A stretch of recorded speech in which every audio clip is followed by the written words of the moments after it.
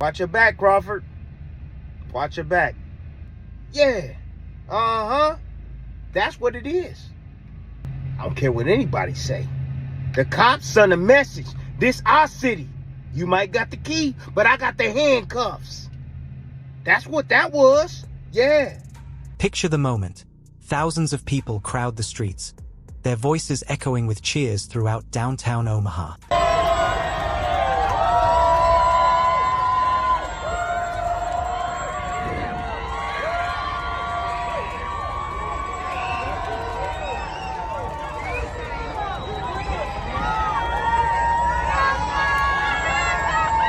He had just accomplished the impossible, crowned the undisputed super middleweight champion of the world. A parade was held in his honor. The city presented him with its key, and he stood tall as a symbol of greatness. In that moment, he was the king of his world. Yet only hours later, that same king was pulled from his car at gunpoint, hands raised, not celebrated as a hero but treated as a threat.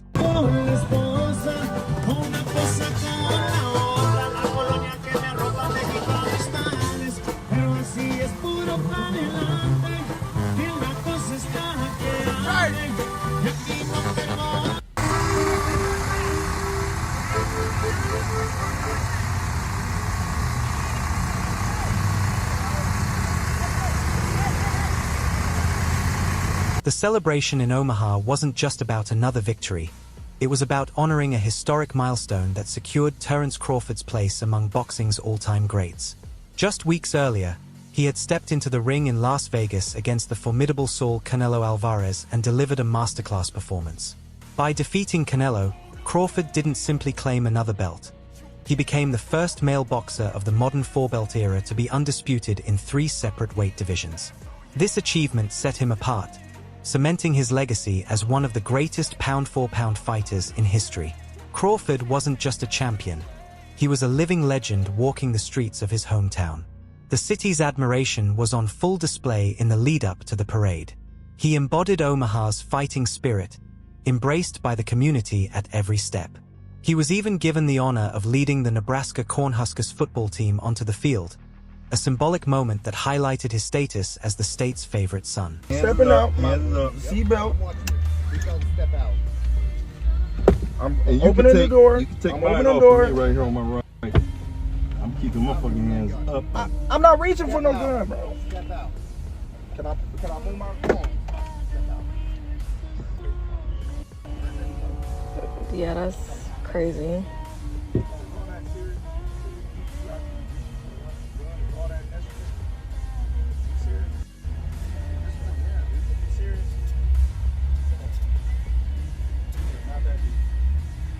He wasn't just an athlete.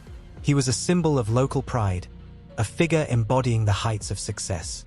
That bond between Crawford and his city made what happened only hours later not just shocking but a deep betrayal of the very community he had always carried on his shoulders. Celebrated hometown boxing champ Bud Crawford's accomplishments with a parade. He's pulled over by Omaha police, setting off a firestorm on social media. According to the official police report, the incident began just before 1:30 a.m. when patrol officers claimed they saw a vehicle being driven recklessly. They initiated a traffic stop, and as they approached the car, one officer noticed a firearm on the driver's side floorboard. The situation escalated immediately. Out of safety concerns, the officers drew their weapons and ordered all 4 occupants, including Terence Crawford, out of the vehicle. Footage that quickly went viral on social media showed the world's top pound-for-pound boxer standing with his hands raised, treated like a dangerous criminal in the very streets he calls home. In the end, Crawford was cited for reckless driving and released. On paper, it looked like nothing more than a tense but routine stop, until another boxing legend, former world champion Timothy Bradley Jr., weighed in with a bombshell perspective. Today is Bud Crawford's birthday. He turned 38. What happened at the traffic stop early this morning in downtown Omaha is now the subject of an internal investigation at the police department. We'll hear from Crawford's security guard who was in the vehicle in a moment, plus reaction from the mayor. First, a breakdown of what police say took place this morning. Around 1:30 this morning, Omaha police say they spotted a vehicle driving recklessly near 12th and Capitol. This is near the Steel House, where Crawford's after-party was being held, which was attended by many, including Mayor Ewing. A traffic stop was conducted on Cass Street, a couple blocks to the north of there. Officers say they ordered everyone out of the vehicle for their safety when they saw a gun on the driver's floorboard. And only after that did they say they identified Bud Crawford by looking at his driver's license. Bradley, an analyst respected for his sharp commentary, quickly dismissed the official version of events. In his view, this wasn't about reckless driving or concerns for officer safety. Instead, he argued, it was a calculated move by law enforcement, a deliberate message aimed at the city's biggest star. Bradley framed it in the most chilling terms imaginable. Desert Storm Bradley, you already know the rest. And I'm here to talk about that Terence Crawford incident, man. Dang. I swear, man, like, when things are going too damn good, man, something always gotta ruin it, man. You know? It's like it's like back in the days when, you know, I used to sip on that syrup, bro, and we've all been there. And then somebody just bring down your high.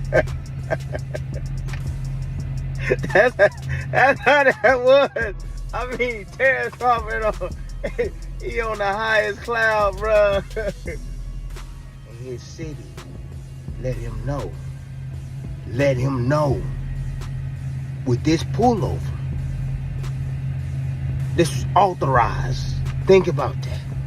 Authorized to pull him over. That you ain't gonna never be bigger than us. That's what the cops sent a message. He argued that the traffic stop was carried out with a clear purpose, to put Crawford back in his place and remind him who really holds the power in Omaha. I don't care what anybody say. The cops sent a message. This our city. You might got the key, but I got the handcuffs. You ain't got no city unless you got the police. Don't ever forget that. You gotta have the law enforcement on your side, man. They gotta be looking out for you. For the good, not for the bad, for the good. People keep saying, come on. They knew exactly who he was. And that's the point. They did know. This wasn't some mistake or misunderstanding. It was a deliberate act of humiliation, meant to drag a hero down from his pedestal just as he had reached the very peak of success. Terence Crawford is so revered now, right? Because he's the best boxer in the world. And they can't beat him inside the ring. But what they can do is show him his place outside the ring. That's what this was, okay? Yes, they knew who he was. That's the point. Y'all keep saying, man, they knew who he was. Yes, they knew who he was. That's the point. But why would police officers in his own city want to humiliate him? According to Bradley, the answer lies in one of the oldest and most destructive human emotions: raw, unfiltered jealousy. You can't tell me you did not understand who this man was or know who this man was on the day that the city was shut down for this man, Terence Crawford. And it's his birthday, the same day that this man is being handed the keys to the city. And then to pull him out of the car and then handcuff him? This cop did it. Come on, dude. Not knowing who he is, this cop's trying to become famous, bro. That's crazy. Even the mayor had to publicly write a letter of apology. He's pulled over, which is perfectly normal. At no point did this man get belligerent. Why was this man pulled out of his car and handcuffed? I think he knew. Like, he did that to get famous. Like, he did that to get attention. I understand there was a gun in the car. He did notify him of that. But why was he pulled out of the car? Certain cops have like a different style, bro. They get that ego stroke, feeling that power over somebody. He explained that the officers were furious watching Crawford's victory parade, seeing the entire city come to a halt in his honor. In their eyes, he had grown larger than them, larger even than the institution they served. As Bradley put it plainly, Terence Crawford, it don't matter what you do for your city, man. Bruh, I'm letting you know right now, man, with this incident right here, they waiting on you to do something bad. This dude right here, he was trying to jack you. He was trying to catch you slipping. That's all it was. Seeing you on TV, displayed all on TV, parade shut down and stuff. He gotta be, you know, securing certain points and stuff like that. He mad to see you be as big as you are. it was a shocking accusation. The very people sworn to protect and serve had instead been driven by a petty urge to tear down a local hero whose star was shining too brightly. They were waiting for him to make a mistake, and when he didn't, they manufactured a situation to make it look as though he had. According to the official police account, officers claimed they saw a firearm on the driver's side floorboard, which is what prompted them to draw their weapons. But Qasim Chavez, Crawford's head of security who was inside the car, flatly denies this. Chavez explained that Crawford had already told the officers he didn't have his license or registration with him, having left everything at home. So there was never a moment when he reached for anything. Ain't no way around it. Jealousy and envy. Oh yeah, it runs deep through people. Yeah, it do. Yeah. And this young gun or whoever the hell he is, and I hope he be reprimanded, man. Put you in handcuffs in your city. Bruh, in your city in handcuffs. But this is the reality we live in, people. This is the reality we live in, man. You can be doing everything right, man. There's always somebody trying to bring you down. Chavez claims the real escalation began when Crawford, who is legally permitted to carry, calmly stated, "I have a firearm, too." According to him, it wasn't the sight of a weapon that set things off, but those words. The officer on Crawford's side allegedly lost control, going ballistic and ordering everyone out of the car at gunpoint, even though no gun was ever visible on the floorboard. A man who can receive his second key to the city and have a firearm pulled on him by the Omaha Police Department all in the same day. Imagine that. Man, I thought we were getting ready to lose our lives. Oh man, it was terrible. It was terrible. The encounter was terrifying, and Crawford's team argued it never should have happened in the first place. They questioned the stop itself, noting that while officers claimed reckless driving, they admitted they didn't even have radar equipment to measure speeding. That admission casts serious doubt on the pretext for pulling him over and suggests the entire incident may have been manufactured. It painted a disturbing picture. Instead of enforcing legitimate traffic laws, police seemed intent on asserting dominance over a man who had grown larger than life in their city, fabricating justifications when none truly existed. To show just how personal and twisted this incident may have been, Timothy Bradley shared a jaw-dropping story from his own past. Years ago, before he became a household name but was already known locally as a fighter, Bradley found himself in serious trouble. After leaving a club late at night, he admitted he was intoxicated and reckless, revving his sports car, doing donuts in the street, and driving so wildly that he blew out his clutch and had to stop. Moments later, flashing police lights filled his rear-view mirror. He was caught red-handed and knew he was in deep trouble. But what happened next shocked him. One of the officers recognized him, knew who he was, knew his father, and understood what he meant to the community. Instead of dragging him from the car and cuffing him for multiple blatant violations, the officer simply asked, "Hey, you need a ride home?" In Palm Springs, Bradley explained, the police looked out for him. And as soon as he said he had a firearm, the police officer that was on his side became unhinged. I literally had my hands on top of the ceiling in inside of the vehicle. He never see a pistol, he never see a firearm anywhere. They didn't even see the firearm on me because of the way I was positioned in the vehicle. There was no reason to have drawn guns on us. That no matter how prepared you are, no matter how calm you are, if you run into a rogue police officer who wants to escalate, then he's going to escalate. They saw a local hero, even one making a foolish mistake, and chose to protect his image rather than tear it down. They gave him a pass. That stark contrast exposes the truth. Bradley, admittedly drunk and driving dangerously, was shielded. Crawford, accused of reckless driving while legally carrying a firearm, was treated like a violent criminal. The difference reveals everything about the intent behind Crawford's arrest. The entire justification for the guns-drawn approach rests on one detail: the officer claiming to see a firearm in Crawford's car. But that's where the official story collapses. As Timothy Bradley angrily pointed out, Nebraska is a constitutional carry state. It is entirely legal to have a firearm in your vehicle. I thought in that moment first, I said, you know what, I better tell the truth. I said, hey man, I saw some honeys. Let them know, I'm out there wilding out. It's 2 o'clock in the morning. Yeah, I was wilding a little bit out here, man. I blew my clutch. Oh, okay. All right. You know, you need a ride home? Cops say that to me. How you gonna get home?